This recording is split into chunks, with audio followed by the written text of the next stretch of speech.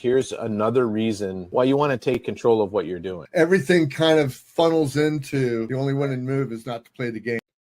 I don't know, guys. This whole thing sounds pre-recorded.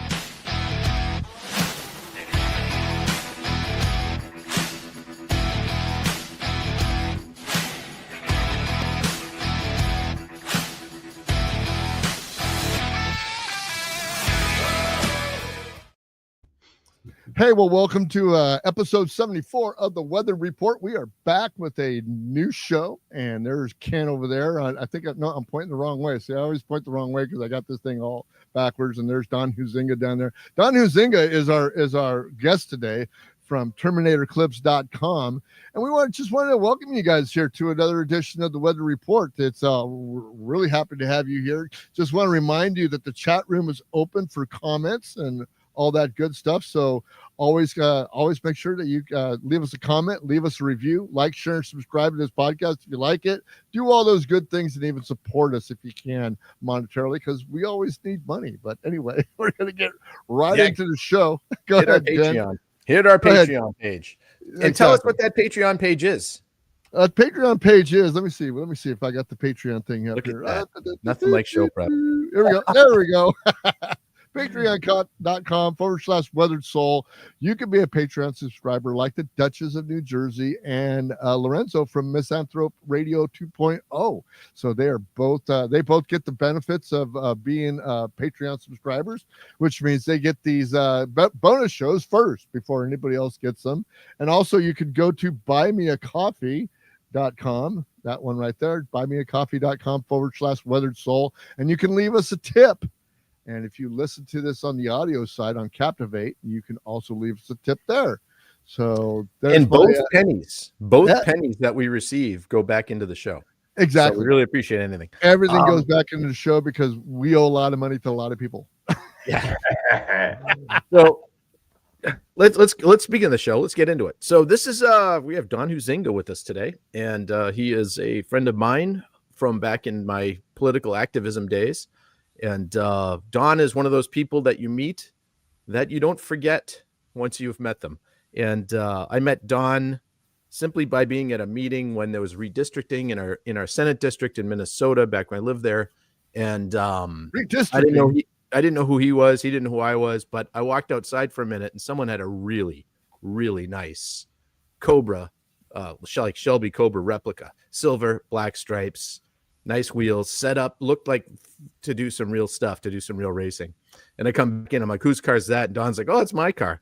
And pretty much from then, it's like, all right, well, we're friends. Just that's the way that happened. We're just friends now. And because I had my motorcycle, I think that night too, so I had a cool bike. But anyway, Don's also he's an artist, musician, sculptor, Christian, very giving person, and an incredible activist in the world of politics. But all of that, we're going to talk a little bit about what you do for a living, and then we're going to talk about what you've done in your entrepreneurial ways. So, Don, welcome to the show. And, thank you. We really appreciate you coming on. It was a little bit of a last-minute thing, so it's great. Thank you for coming on. Yeah, well, I'm over here in the East Coast, West Beach of Florida, right? Oh. So it's an hour later here, but everybody goes to bed in my house at 8 o'clock, so I have this kind of dawn zone from 8 p.m. to midnight roughly, because I'm still a night owl. So I actually am going to be up just kind of farting around anyways, doing whatever I do when the house is dead asleep. So Don, you have an interesting job, just your regular your day gig, I guess you'd say. It has to do with insurance and rebuilding commercial properties. Correct me if I'm wrong, if I don't have full understanding of it, but rebuilding after a storm, like a hurricane will come and hit Florida and wipe out a mall in a shopping center, in an apartment complex. You're one of the people that go in there and say, all right, this is how we got to figure out how to replace all that, how to fix all that. Is that correct? Yeah, so I run the commercial division for American Building Contractors, good Minnesota, Burnsville, home-based contracting company that I've been with 28 years. And I kind of invented the commercial division, which is really more multifamily. I don't really do much commercial flat. We have guys that do that, but I concentrate on mostly homeowners associations. So you get hail, tornado, hurricanes. I'm the guy that goes in and meets with that board and says, okay, this is what we're going to do. We're going to meet your insurance company. We're going to develop a scope of work. We're going to make sure you guys get every benefit of your policy that you can. And we come up with an agreed price and scope, and then we completely rebuild the association. So I do that from, Minnesota to Florida. I've been in and out of Florida working hurricanes since 2004, but I work a lot of hail, tornado in the Midwest. So we have a big client list. So people call us now, which is nice. I don't have to advertise, and it's get that kind of word of mouth reputation of being really good at what you do, and people just call you. So do you? Yeah, I can see that. You're working on our house, actually. You're not personally, but the company is. We just had hail come through, and I had some nightmares with some other contractors, and I didn't realize you did that ABC does private homes too. I didn't know that. So it didn't even dawn on me, and you're like, hey, we can help you with that. I'm like, what? And it's been incredible. I'll throw a plug out for ABC because these guys have been fantastic to work on. And the front office calls me once a week and says, here's what's happening. This is what's going on. We're waiting for this. The insurance company that we've submitted this. And I didn't get any of that with, I've hired a lot of contractors to work on houses. And I also do a lot of my own work. So I know what I'm looking at. And the guys that the roof is done already. They did the roof in the day. Wow. And there wasn't a nail in the yard or a broken leaf on a branch anywhere. It was just fantastic. So you got a great team. Kyle and Phil too, right? Yeah, exactly. You guys are awesome.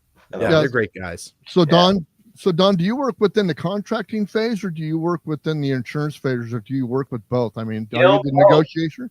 I am considered by a lot of people kind of one of the experts in the actual insurance settlement part of the business. So I've probably settled and rebuilt about $250 million worth of work over my career with ABC, and I know every insurance trick, and typically all the insurers know me when my name comes across their desk on claims. It's usually gets a little bit different treatment than most of the other contractors out there. So it's that Allstate commercial or whatever. I know a few things because I've seen a few things kind of, and I like to operate kind of under the radar. I watch all these guys in the roofing businesses, and they do coaching and pro this and pro that, and come to our seminar, and I look at the people that are doing the speaking, and I'm like, they're not a one of you guys have ever sold anything. Y'all really good at marketing and going online, but when it really comes down to it, there's no really salesman education stuff going on. But so I love the business. I always told my kids, don't ever do a job for money, right? Find something you love, and then be the best at it, and then people will pay you all kinds of money to be the best at whatever you do. Mm-hmm. Right? Mm-hmm. The best dishwasher in New York makes more money than most lawyers in New York City because he's the best. And then if you don't make money at it, you're still doing what you love to do every day, and you're still going to be happy. So too many people chase jobs for money. I'm going to go to college and I'm going to do this because I heard they need mechanical engineers and I can make that's dumb. I went to college for architectural engineering and was a dinosaur the year I graduated because the AutoCAD came out, right? Right. Oh my God, I'm going to chase, computer systems. People are going to be able to go on their computer and draw out house plans in 2 minutes. And sure enough, 35, 40 years later, here we are. People just hell, you can tell AI to do it for you. Build me a house, right? And it's done. So I just decided from that point on that I was never going to work for anybody again. I would never take a job with a salary, thing. I would just be independent, my own guy. Whatever I earn for anybody, I'm going to get a much larger share of it than everybody else. That's a good way of putting that. One of the questions I had for you is, did you have a contracting? You say, well, you went to school for architecture, so you must have had some sort of a love for architecture, building, construction, creating. From what you and me have known each other for 10 years now, probably, and you're a creative guy. You like to make things. Yeah. And so it made sense. Were you ever a contractor? Did you ever build houses? How did that connection get made from going from architectural school, doing something else on your own, and then ending up in this industry that you're in right now? Well, one of the things I've learned is that, he who shows up wins, right? So you just have to and people are so afraid of showing up that's why nobody actually ever wins. And I tell my kids and my grandkids the same thing. Just go. Like it could be something you're not interested in, but you'll meet somebody or you'll hear about something. So I ended up starting a lighting retrofit company back in the early 90s, late 80s, after I decided I did a Best Buy thing with Dick Schultz and kind of was there for the first 4 O-Team grand openings of the new concept stores in Texas. So once they went from commissioned salespeople, I helped them open 4 stores, their new concept stores in Texas. And then I left and I started this energy efficient lighting company with dielectric reflectors that we made out of Billings, Montana. And I decided that I was going to go compete for some of this Walmart business. So I started selling projects around Minneapolis. And then I drove down to Bentonville to Walmart. And I like, you guys have these massive lights on 24/7 in your Walmart stores. You burn all kinds of energy. Yep. We're already looking for a program like that. We've already got 3M in the mix because they have a silver film reflector and de-lamping and all that. And I said, well, why don't you let me have a stab at it, right? I'll compete. So they let me and 3M design fixtures that would go in their stores that would run at 280 watts per fixture after with magnetic ballast, and then ran at 58 watts with electronic ballast after the retrofit. Better light, better color rendering index. Right. And so I sent them my fixture and they sent them the 3M fixture and they tested them for 3 months and I won. I got to do the first energy efficient lighting retrofit for Walmart, and I did it in the Fridley store in University Avenue. No kidding. I've been in that store. Yep. Yeah, and it was I remember the contract was like $155,000. I had to hire an electrician, and I did a lot of the work myself, even though I wasn't an electrician. But the electrician showed me how to work on 277 volt 3-phase electricity, which is super interesting. Wow. And so I ran that for a couple years. I met Erwin Jacobs, for God's sakes, at one of his Jacobs trading stores on accident. I didn't even know who the guy was, right? And I'm like, wow, dude, you guys need to change all your lighting in here. It sucks. And I can save you a lot of money. He goes, what makes you think I want to save money? I mean, I don't know. How many of these stores you got? And he goes, I got like 7 or 8 of them. I'm like, you're the owner? He goes, yeah, I'm the owner. And I go, well, why don't you want to save money? He goes, I use these stores to lose money. yeah. That's the purpose. And That's amazing. I didn't have any idea who this guy was, right? No clue who Erwin Jacobs was. And like, listen, dude, I can do this. NSP, remember NSP? NSP will give you rebates and you can, you'll have a 2-year simple payback and this is going to be great. And he goes, why would I believe you? Like, you're just some schmo off the street, And I go, well, I grew up in Alaska, so we trust everybody right off the bat, right? True. If you don't trust what anybody's telling you, then you're going to walk around your life mistrusting everybody that comes to your door. My wife says she hates it because I trust what every salesman tells me, and I've only been ripped off once out of like 40 times, right? But when you grow up in the interior of Alaska, you trust everybody until somebody gives you a reason to mistrust them, and then in 5 minutes, everybody in town knows, right? Right. Minnesota, it's the other way around. So he goes, well, you have to earn my trust. And I thought, well, how the hell do you do that? And he goes, well, I don't know. You got to be in my inner circle, in my trust circle. And I go, what do I got to do? Like, come over to your house and like, are we going to have dinner together? Can I wash your car? Like, how do we get into the inner circle thing? And he goes, you know what? I'll let you do 2 of my stores, one in Fargo, and I can't remember where the other one was. And he goes, but I'm not doing it because I want to save money. I'm just doing it because you're a schmuck. And I want to give you some business. So, and then the lady, I'm like, oh, that's Erwin Jacobs. I'm like, yeah, great, whatever. But it was at that, well, I think I've kind of known it my whole life, but it was that moment that I kind of went, you know what? It doesn't matter how wealthy you are or the richest man in Minnesota. I've met some really, really wealthy guys, right? I was at an event and Tim Pawlenty came up to me and said, hey, Don, did you get my message? I go, yeah. He goes, well, why didn't you call me back? And I said, because I didn't wanna. My wife goes, that was Governor Plenty. And I said, who cares? He's going to go back to his hotel room or his house. He's going to take his socks off. He's going to maybe sniff them. He's going to fart. He's going to go get something to drink. Just like every other guy on the planet, right? Right.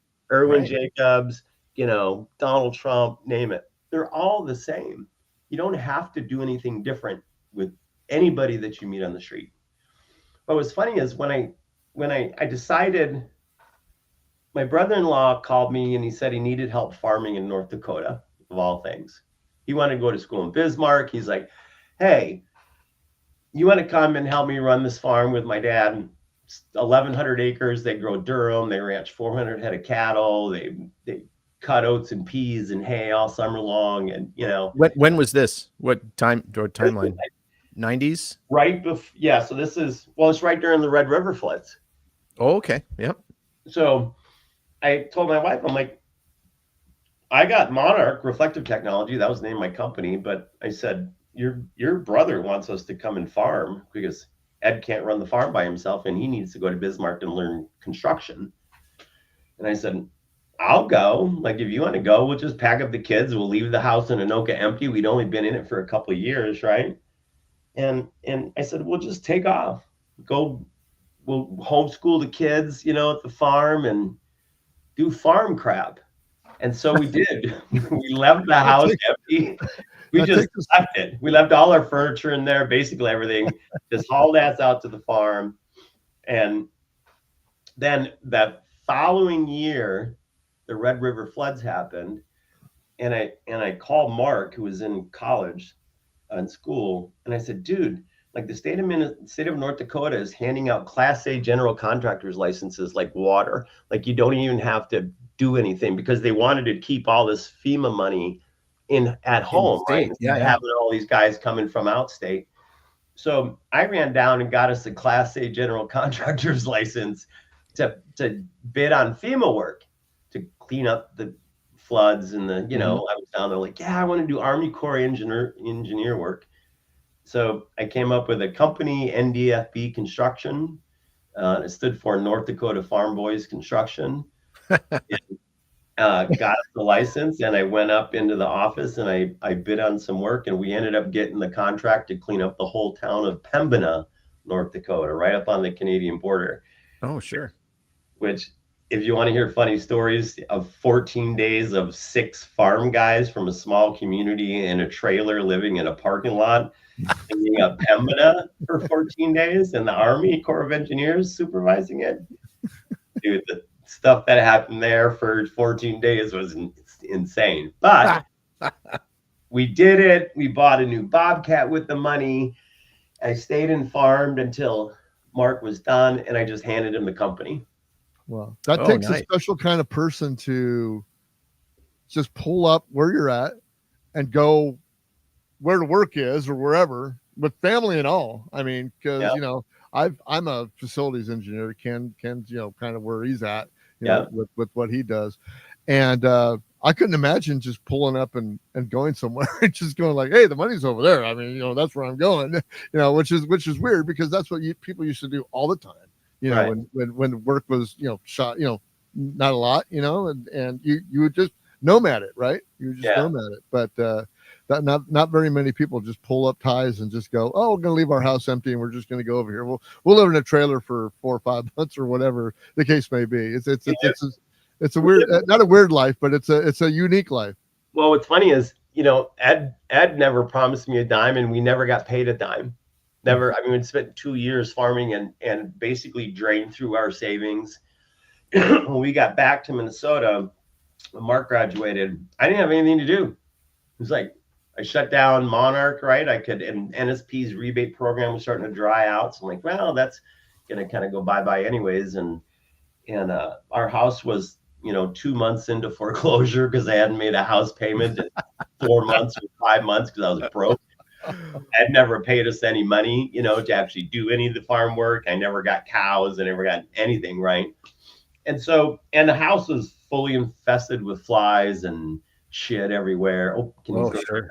That's all right. Yeah, no, we're totally fine. So my wife says, you need to get a job. I'm like, I'm not getting a job. You get a job. So I applied and Summit Brewing for a sales manager's position because I used to be in the alcohol business for a little bit in Alaska. My mother owned a strip bar up there for like 30 years, so I knew a little bit of the business. Mm-hmm. And so this guy offers me this job as a like regional sales manager for like 40,000 a year, and I get an expense account, and it's like, oh, whatever. So then I saw this other posting for the brand new company, like just starting out, construction, hail, insurance restoration, single family homes, right? And I go and I do the interview thing, but I go in this room and it's in like a hotel room, and there's 20 guys in there and everybody's interviewing, and it's 100% commission. You're an independent contractor, right? You don't work for the company. You have your own company that you got to do, and you pay all your taxes and blah, blah, blah. So I look at this dude and he's just a Guido, right? I'm like, I don't believe anything the guy says. But I decided to wait till the very end. So at 8 o'clock at night, I'm like, I want to be the last guy that talks to this dude that owns this company.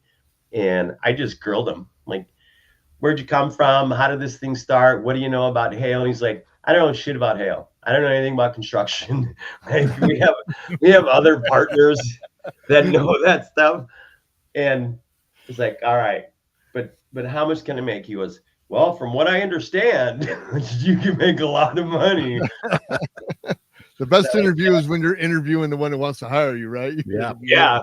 And I go, well, then I kind of figured out that they were just going to hire everybody. Anybody that said yes, they were going to hire. It wasn't really an interview. It was kind of more like a begging session, right? Yeah. Like, come work for our brand new company for 100% commission, no benefits. You take care of your own crap. You'll be lucky if we give you a t-shirt and some training, right? So I went home. I told my wife that I took the Summit job, right? She's like, we need to bring up money. I borrowed $3,000 from my mom to get some back payments made up. And I just hit the street. Didn't know a thing what I was doing. I mean, I could measure a roof. I kind of got it, but I didn't know anything about insurance. I didn't know anything about hail damage. I didn't even know people filed claims for hail damage to the roof, right? And I'm knocking on old people's doors out in Richfield, which got hammered in 1998. And all of a sudden, I'm like getting these subject to contracts, and apparently you get $100 draw every subject to that you sign up. So I signed up like 30 in a week. There you go. Like doing, doing. Had no idea what was going on. Turned them in. Like, all right, now what do I do? Oh, well, you get a draw check. I'm like, we'll see if this thing comes. Sure enough, they paid me a draw check. The whole time, my wife thinks I'm working for Summit. I didn't even tell her I took the brand new company, no salary, no benefits gig, right? Daring. But it turned out really well. The guys were honest, and they paid me, and they kept up their part of the program, and I learned a lot really fast.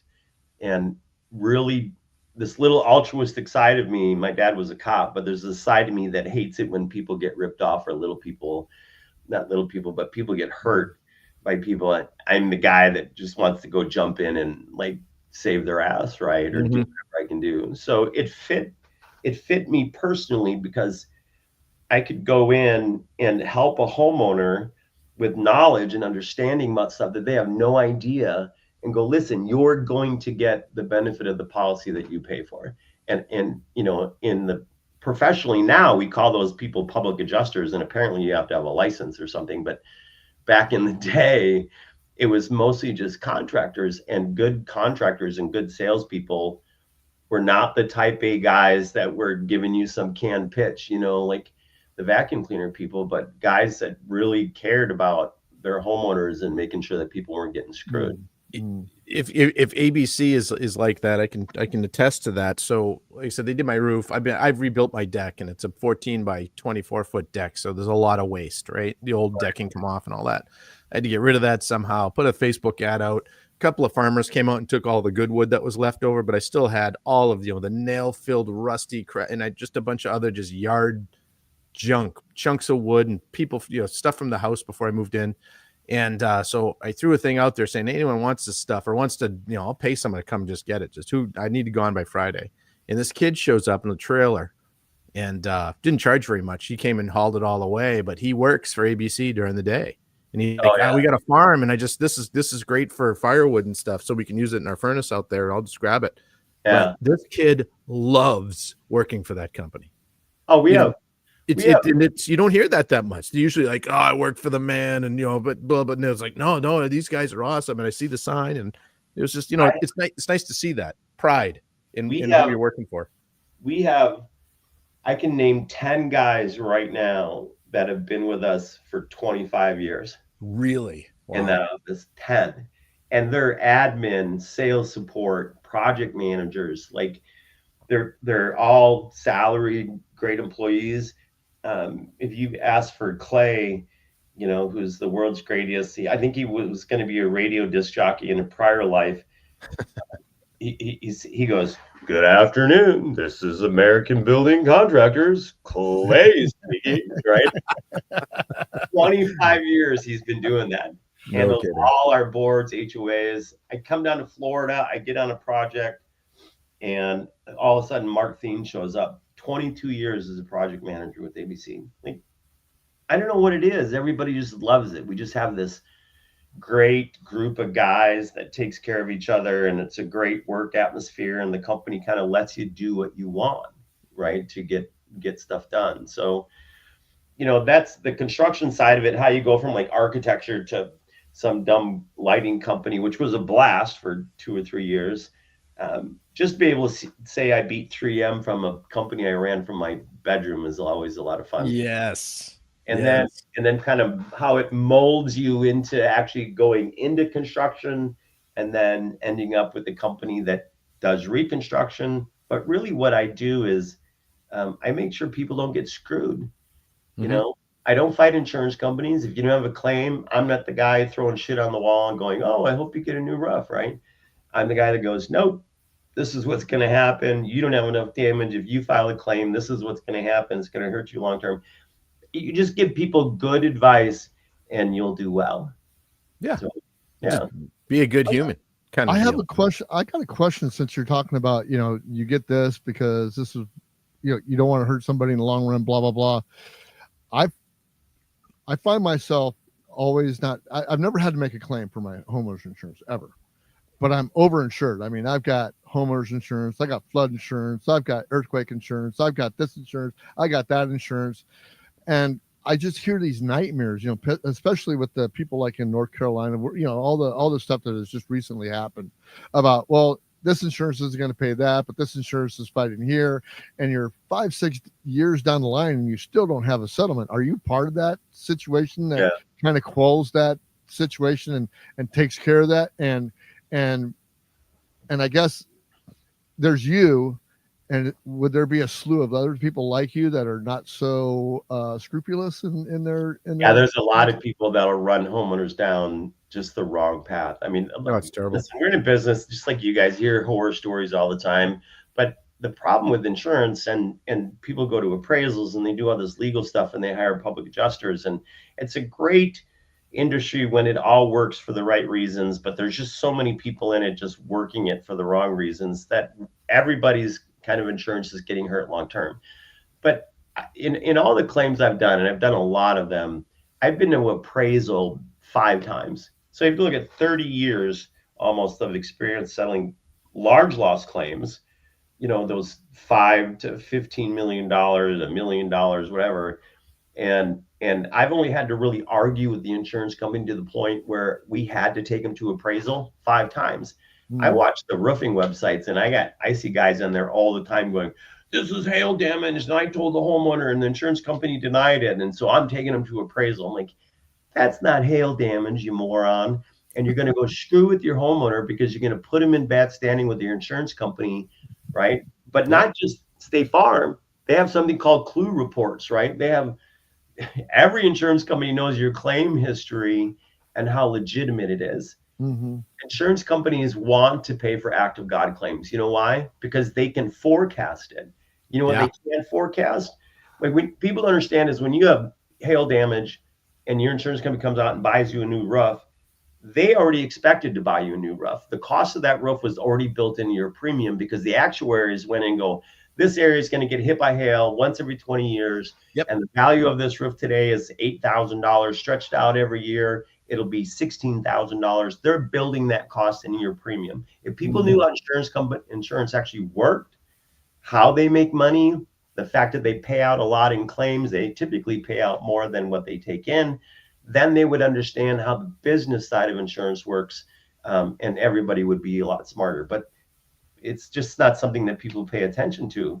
And so I'm the guy that goes, listen, if I'm right, I will drag an insurance company through hell and back, right? I like one of those bulldogs. I just don't let go. And so I had an appraisal claim that went 2 years with an insurance company through appraisal, through court, through a parallel lawsuit, all during COVID. And we ended up getting what we asked for day one because I knew we were right. And so, but I also see a lot of homeowners that want to file claims or boards that file claims, and I walk away from them. I'll go, no, I'm going to have anything to do with that claim. If you want to go out, if you think you got hail damage, you want to hire another contractor to do $1 million roof, have at it. I'm not going to go to your insurer and say, this roof is beat up and needs to be replaced. So I'm out. In the car world was all like that too. When I was working in the shop, we were storing cars and muscle cars and stuff like that. Every time there was a hailstorm, there'd always be people coming in with all of a sudden this hail knocked rust loose and it's like, no, it's your car was like that, and we're not we have a good because this is the other side of it. You live in Minnesota. if you're an honest player with the insurance companies, you're going to be in good standing with the insurance companies, and it's just like, nope, we don't have to worry about them. Yeah, if you're using them, that's fantastic. Yeah, and that's part of it. And regardless of what you do, whether it's starting your own company or working for another company, I mean, America, I think, has kind of lost some of its altruistic nature. We used to be these kind of guys that would just like fight for everything that was like good and right, and we'd lambaste people that are cheaters and con artists and stuff. And for the most part, we still have that, but you can feel it edging away. That social media and stuff has created an atmosphere where it's almost cooler to be the kind of guy that gets away with stuff, and there's a lot of loss of reality. And I took Daniel to the Monster Jam, and he saw these guys on motorcycles doing flips and stuff, and like the halftime thing. Yeah. And he was floored because he'd never seen it before. These guys doing Supermans and oh my God, they're doing flips and hanging off the bike. And he's looking at me like his eyes are popped out. I go, Daniel, that's real.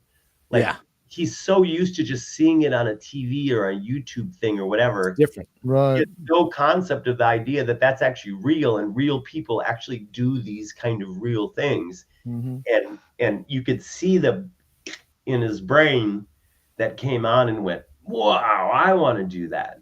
Right. I call it the Grand Canyon syndrome. You see pictures of the Grand Canyon until you stand on the edge of it. Right. There's no explaining it. There's no art. I mean, because as an artist, I'm looking at it, taking pictures, and I get home and I look at the pictures. I'm like, this isn't what it was like. Yeah. You can't, the vastness and monster trucks are the same way. People say monster trucks are cheesy. I'm like, everybody should go to a monster truck. Oh, thing. yeah. To see the power and watch these things flip up in the air, and the stuff they're doing with them now is insane. I've been going since the 80s when it was still Bob Chandler and Bigfoot too, and he just drive over an old Chevy and you're like, whoa, but now, I mean, they're fully dancing and flipping, and it's just, how do you figure out new stuff? And the guys on the bikes, it's the same way. And when you see that, and you bring your kids to see that, and that's why, like my kids, I always take them to do the autocross every year at the Street Machine Nationals. As soon as they got their licenses, I'm like, whatever car I had, I'm like, you're doing the autocross. It's gonna be fun. Right. And they loved it, and both of my kids did it. And because of that, they're much better drivers. Oh yeah, absolutely. So that. So that's pretty cool. Well, so that kind of gives us an explanation of how you got to where you are. So as you're working with contractors and rebuilding all this stuff for 20 years, you start to see areas that could be improved, areas of improvement, products possibly that there's a hole in the matrix that you could fill with an idea. And tell us a little bit about the idea that you had and where it came from, because we'll talk about that next. Well, so it was really, it's not really, I call them things that piss me off, right? We all go through the day and we all just have these like Like my brother goes to the self-checkout lanes, and he calls them the I get something for free lane. So he's just like, it's just one item, and he goes, and I get to choose the value of whatever item I'm paying myself for bringing up my own groceries, right? So I call them the things that piss me off, and so it's tweaky, right? There's just things in construction, roofing, and siding, especially. We do a ton of vinyl siding, especially in the Midwest. I was like, God, this is so dumb. Like why does this work this way? Why do people do this? Why do we still wrap garage doors with aluminum and then the guy just whacks it with a shovel the first time and now there's a big dent in it, right? It's Yeah. like why are we doing this stuff?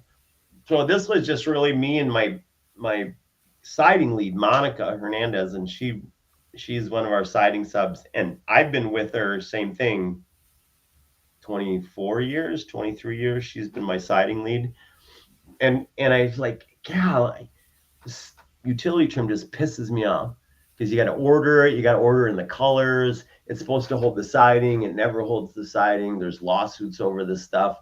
There's no way to terminate all of the different kind of new profiles of vinyl siding that we have on the market, or aluminum or whatever. And so we came up with this kind of idea, and then I just sat down and sketched it out. I was like, what does this look like? I have two buddies that work for Proto Labs, so they were engineered it, just drew it up in Pro E, and then we sent it over to another guy that actually made some samples, and I got it home. And it's like, yeah, that thing's pretty cool. And I stuck it in the J channel, and I pushed a piece of siding in there, and it locked, and it worked, and I pulled on it, and it wouldn't come out. I'm like, that's all I wanted to do. Yeah. No nails, just pop it in there, push your siding up into it, and you're finished. And my buddy was like, well, you should probably see if you can get a patent. I'm like, yeah, this is, again, COVID, right? Yeah, it was COVID time, wasn't it? Yeah. And I had to learn the patent process and how expensive that whole thing is. And oh, yeah. But I was able to get a utility patent, which is the patent I wanted. Yeah, that's definitely the good one. Yeah. And then you're showing it on screen now. You can see, go ahead, pull that up, Bruce. You can see that this is, it's a simple thing. Yeah. And it kind of reminds me of the same sort of idea of those paper pieces that you'd have in an office where you could just slide the paper up and it would stay there, but then you'd kind of push it up and it would come back out. Oh, yeah. Right. You know, that it's similar kind of thought, but it's really an ingenious little part. Yeah. We had an engineer on a site just the other day. We have a competing contractor, one of our competition, that has had 3 years worth of falling siding to the point where the HOA kind of wants to sue them, and CertainTeed's mad. And so we went out there and showed them how it worked, because it's a new product. So contractors are used to doing things for 30 years or 40 years, and then you give them something new and they go, that's, BS. That'll never work. That'll never work. Yeah, it's going to be loose. It's going to do this. Right. And you actually show them, and then you just go, and they go, oh, well, that ain't coming out. I'm like, no, pull on it. It's like a Chinese finger trap. I remember because I had to do all this marketing, kind of figure out, like, how do you design a box? Like, how do you bring something to market? Like, who am I going to sell it to? Mm-hmm. What is a dynamic QR code, right? How do you get a UPC code, for Pete's sakes, right? Yep. How does QuickBook work? You have to do all this stuff. And I just had to do it all by myself. So I just started doing it. I mean, the best way to learn something is to actually do it. But I remember when we had to go get liability insurance, because you have to get insurance just like anybody else. Thank the Dutch for that. And the guys, they send you all these questionnaires because it's about liability. It's like, could somebody sue you for using your product? And how many ways could they sue you for using it incorrectly, right? So one of the questions on the thing was, can your product be used as a sexual device? I hope not. Well, I guess I never thought about it that way before, but I think so. And the actuary guy calls me up, and he's doing this interview on the phone, and he's looking at it, and he's looking at the pen, he goes, well, you wrote yes. And I go, think somebody could probably get their pee-wee in there if they really tried hard enough. Right. I don't know if it would come out, but it definitely might go in there. Go in. I'd imagine that the toe people will be into that too. This whole page is on that. Right. So we brought it to after the patent work was done, we brought it to a siding manufacturer, a big one, and their 3 product engineers just sat there and looked at it for 20 minutes. Like, why didn't we think of this? And Yep. they were putting it under the desk, and one guy stuck his ruler in it, and so they wanted to buy it from us and just put it in their own box. And I had just done the marketing on the box, and our box is got a chupacabra on it. People always ask me what the little monster is. A chupacabra, and the colors are the Mexican national soccer team. I wanted something that the guys would recognize on a site, right? So that box and those colors, that green and that red and the chupacabra, all matches all my Hispanic buddies that spend a lot of their lives installing vinyl siding and roofing. Yeah. So it was really easy for them to identify with it. And then it's, I told the company, I was like, no, I don't want to be limited to your distribution. So we just decided to go into distribution with the product, which has been really, really hard because you literally have to go to every single distribution office in America and show it to them. And there's probably 4,000 distribution offices. So, but we go to IBS, International Builder Show, and we do some advertising now, but it's all been pretty much word of mouth. The guys. So another question on this. So it's not a large part. So how many of these, like average house, the average 2,000 square foot house, so normal roof, how many of those pieces would be used on it? Just average ballpark. 100. So you're at a, you're one of the things you do when you come out with a new product is you look at, this is what I do, a product designer course.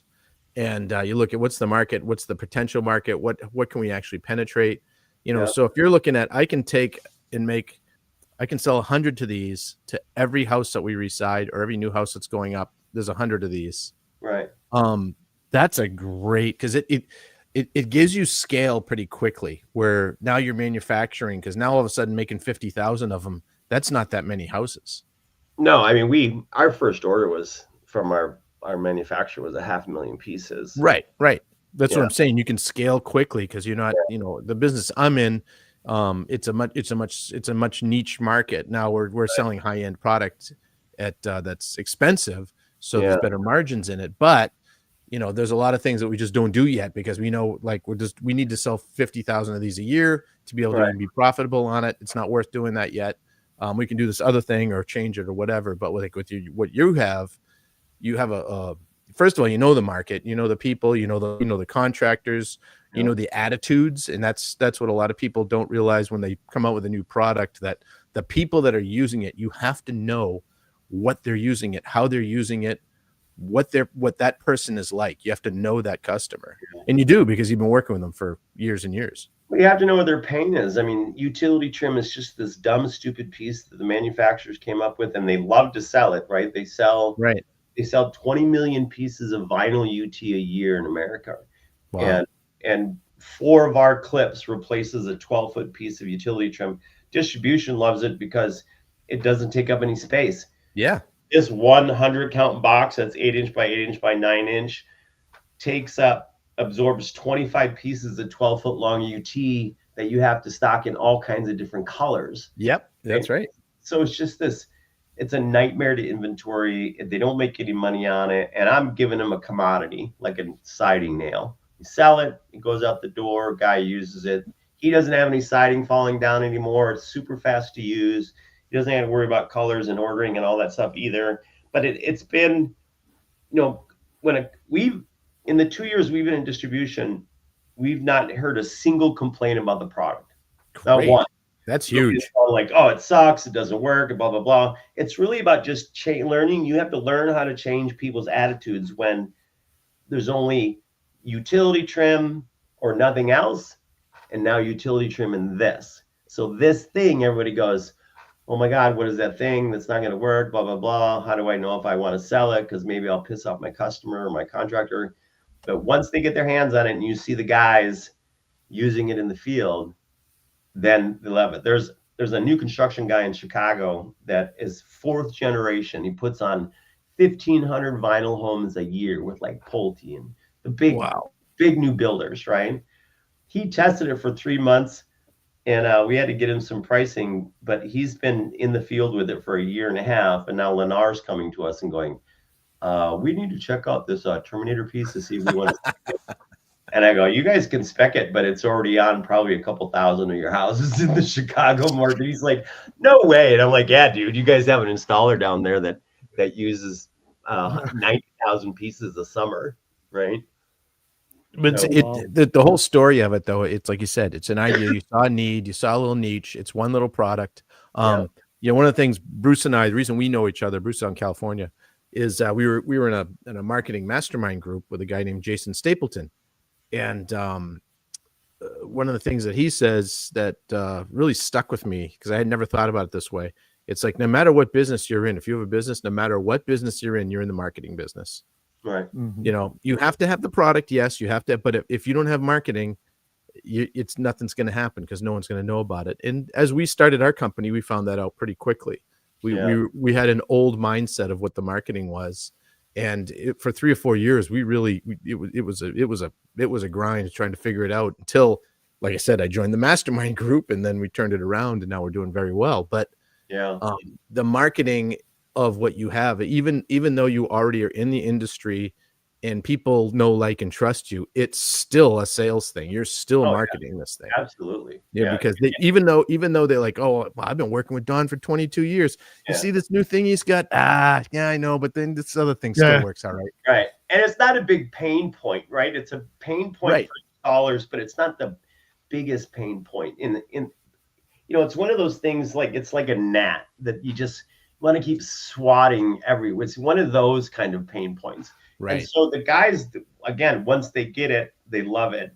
The guy that actually did the box artwork and stuff for me is an independent guy.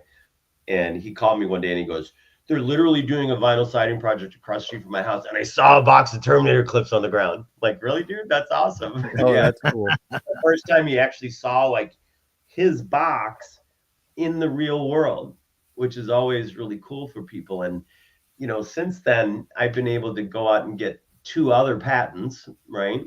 So I'm working on a 4th right now, but I have 2 more that I got. I designed a shutter clip that lets you hang a vinyl shutter on vinyl siding without drilling holes in it. You got to drill a hole through the vinyl shutter, and you put it's a construction thing where it just drives people crazy. It's finding a need and filling that need. I mean, that's pretty much what it is. That's kind of what I plan on doing with the Terminator group, is just, I have so many great ideas that I just got to find the right partners for some of it to kind of channel it out into the market, right, and make it come reality. So that's the whole thing, as Ken, about where is there a need. I mean, you get to do more fun stuff. Like, we do motorcycle parts. We don't make anything anyone needs. Right. Yeah. They just dream about it. Stuff. I want to make something people want. Like, well, how do I get into that? Right. Yeah. Well, we're moving our office around. We got some space now. So if you've ever thought about coming in the motorcycle industry, no, I will say this. So one of the things that Don also does is, you're very philanthropic. Whenever we were doing any kind of, political activism or anything like that, whenever there was something that someone was in need, you were always stepped up. And, one of the things you did is the Crown Rally is one of the things that you've done in the past too. And I'm going to bring this up if you don't mind, because it was some of the questions that I asked when I was doing this drawing for you was, what is this Terminator thing? Because we have the Chupacabra on the side there. Right. And this was part of the Crown Rally that they do every year. Yeah. Which was a pretty neat thing. So I guess because of what you've been doing and how you've been able to have success, like you said, not that long ago, you were broke and just about having your house foreclosed. Yeah. And it's not like, that you had this golden parachute and people rain money down on you to get things started. You just did the grind. And this is what Bruce and I tell people. Every single successful entrepreneur that I know did the grind and stuck with it. And like you said in the beginning of this, you just show up. Maybe it's not for you, but you never know who you're going to meet, what's going to happen, and the other opportunities. And then, everyone talks about networking. It's not who you know, or it's not what you know, but who you know. Well, if you better know something when you meet the who. Exactly. And that is it. So have the skills, meet That's the something who. to So talk about. you've been able to do outed really fast if you don't know what you're talking about. You can know a lot of people, but if you're just talking smack, you're going to be out just as fast as you got in. right. But even the stuff we do with the Minnesota Voters Alliance, and I remember standing up and going, "I'll be the plaintiff for our." Actually, I brought it to them again 26 years ago. I brought the MVA. It was like, hey, our school district's lying about their levy stuff, like the stuff that's on the actual sheets and the. I'm like, and how does this whole thing work, anyways? I remember what happened with Jim Abler when he didn't get his endorsement. Yeah, Senator Jim Abler. He was a local senator in Minnesota. It's someone that Don and I worked very hard against. And his opponent, the Democrat, called our house and said, Jim's got all the union support. I don't have the union support. He was trying to be conservative, and he wasn't at all. And it was, but Jim, he ended up losing, and a lot of that was because of this stuff. Well, I don't know. I don't remember if you were at the convention, but the Anoka, that ST35 convention, he ran for the endorsement unopposed, right, and lost. And it was the first district convention that I had ever been to. Oh, that was the first one. Oh, yeah, wow. That was the first one. And I'm sitting there and I'm going, how does this schmuck, who's a Republican, go into an endorsement with his own Republican convention and not get endorsed, right? And it was the whole the veto 6 people. Remember that under Pelosi when they vetoed the gas bill or what? I don't even remember. Yep. And so I went home. I told my wife, I'm like, there's this guy who apparently represents us, who all the Republicans that went to his convention didn't endorse him to even be on the ballot. And that's when I decided to run. And everybody went, you're nuts. I'm like, I'm not going to fundraise. I'm going to pay for my own campaign. Like, I just want to run for the endorsement against this guy. And remember, we had a second endorsing convention. Yes. And we split the vote 50-50. We couldn't get anybody over 60%. I think that's we did. Right. We over and over again. Yeah. And then I was like, all right. So then we had to go, of course, to a primary where I got my butt handed to me because that's how Jim wins. Yeah. But that's what I mean by, just showing up and going, Michelle Bachmann got into politics the same way. She was a nobody sitting at a convention hall and they're like, well, I don't know. We don't have anybody to run. Like, who's going to run? And she volunteered. She stood up. She's like, I'll do it. I mean, that's what I mean by showing up. And so when I decided to sue D11, the Minnesota Voters Alliance put me up. That's not the Senate run. That's not the House run. The House run I like better because I called Amy Klobuchar a douchebag or something. And that's right. I think it might have been worse than that, but somebody didn't like it. But the MBA picked up my lawsuit, and then I got so involved with it. With the Minnesota Voters Alliance that I ended up being elected chair of the MVA. And so we just, we won Minnesota Voters Alliance won a U.S. Supreme Court case. Like, it's one of the few nonprofits in Minnesota that actually won a U.S. Supreme Court case. Really? We beat Steve Simon. We beat, what's his face before him, the prior SOS. We've sued the state of Minnesota, city of Minneapolis, Ramsey, like so many entities. Met Council. And now it came full circle and we sued District 11 again. And I'm the plaintiff on it. And the court tried to hold that I didn't have standing as a taxpayer in my own school district, right? So it took 2 years, but the 8th Circuit just ruled, I put it on my Facebook page a week ago, in our favor. So our lawsuit against D11, which is really every collective bargaining agreement in the state of Minnesota and possibly the country, which is why this case might see the light of the Supreme Court again, because it affects so much. And it all has to do with paid leave. Something as simple as paid leave. Right. You guys should read the case, but it's super interesting. It's BS that it happens. But if you don't step up, and if you're not the plaintiff, if I don't step up and like do the anti, Chanhassen Islamic integration equity videos that we did, that whole levy, the $175 million levy, failed because of that video. Right. I mean, Educate Minnesota put me on their hit list that I'm like some billionaire guy that goes out and causes and tries to act school levies. I'm like, no, I'm not. Like, I just did the video, but you had all these ladies down there that did all this work, all the moms that stepped up and didn't want the equity inclusion and didn't want the Islamic whole routine in the public schools. Not to interrupt, but so one of the things we talk about, we have a morning show we do every morning on X. It's called the Weathered View. It's basically like the opposite, the counter of the actual view. But one of the things I'm always talking about is the when we get into the audience, we get to a discussion about Washington, D.C., Washington. I'm like, look at everybody. Washington's Washington. If you want to make a difference, do what exactly you're talking about there. It's local. Take care of the local stuff. And it's interesting, too, because, with the regular business that you have, now you've got the Terminator, and now you've got you've always done this, too. It's a certain type of person that needs to be able to focus on all these things. But there's plenty of you and me and Bruce out there that are doing these kind of things. You're taking it to a different level in the court cases and stuff. And I've watched a lot of what you've done, and it's been fantastic. And it just shows that when people say, oh, I don't have time, I listen to this episode again, listen to the first 45 minutes of what Don's done in his life, and tell me you don't have time to find out.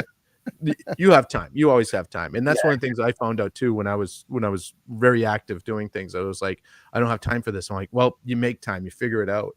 Right. And you can make a difference locally. And you did, and we did.